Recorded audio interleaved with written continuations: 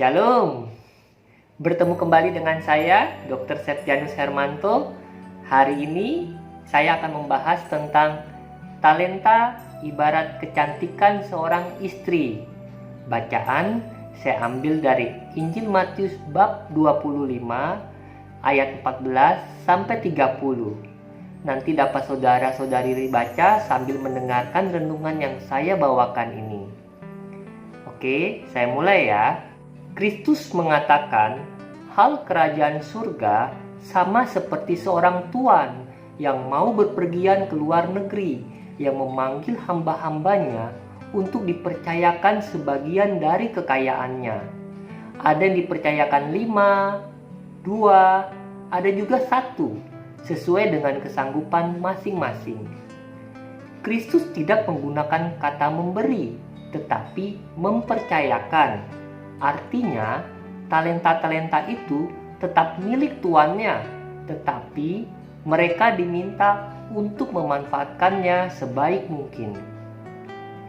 Karena talenta-talenta itu milik tuannya, maka ketika tuannya datang, semua hamba itu harus mempertanggungjawabkan harta itu. Yang menarik, tuannya tidak memberitahu berapa lama dia akan pergi. Dengan demikian, dia dapat sewaktu-waktu pulang kembali.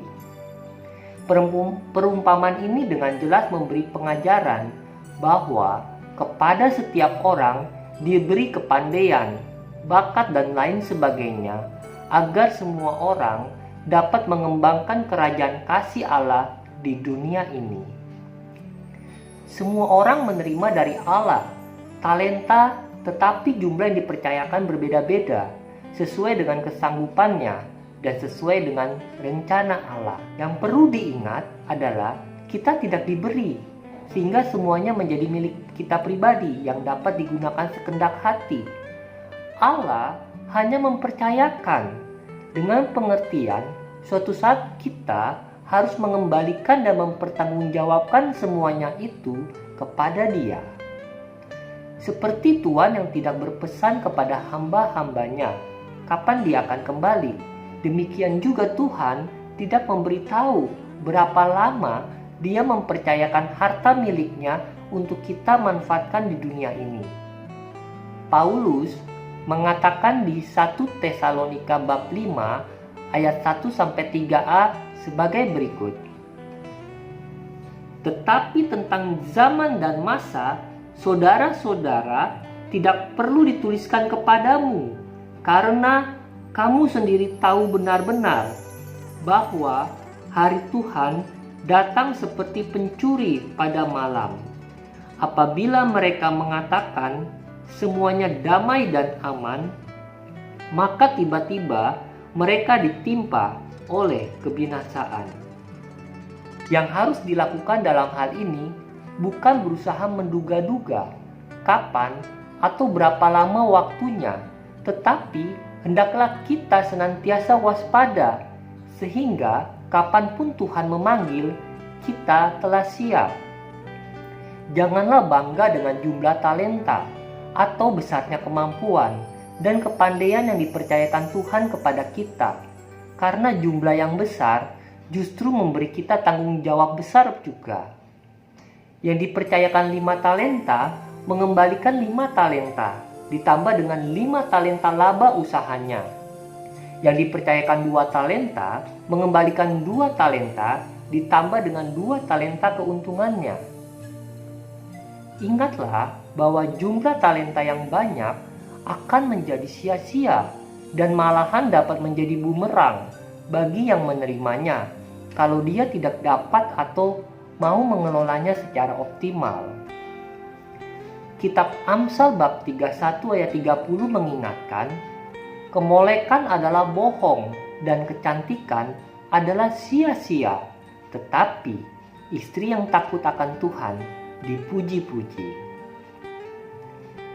Kecantikan seorang istri dapat membanggakan suaminya, tetapi kalau dia tidak dapat dipercaya, tidak mau melakukan segala kewajiban sebagai istri karena kemalasannya, apalagi kalau ternyata sifat-sifat buruk atau jahat kebanggaan itu akan cepat sirna dan berganti dengan kekecewaan dan penyesalan yang mendalam.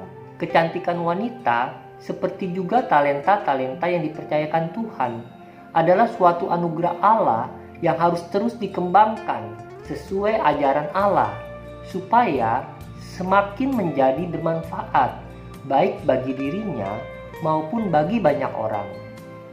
Dalam bacaan Injil Matius tersebut, ketika tuannya kembali dan hamba yang pertama dan kedua melaporkan prestasi mereka, tuannya memuji mereka.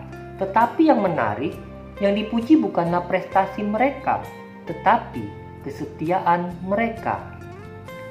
Mereka berdua ternyata adalah hamba-hamba yang dapat dipercaya, sehingga selama tuannya pergi, mereka tetap melakukan kewajiban mereka semaksimal mungkin, sehingga akhirnya mereka dapat memberikan hasil yang optimal.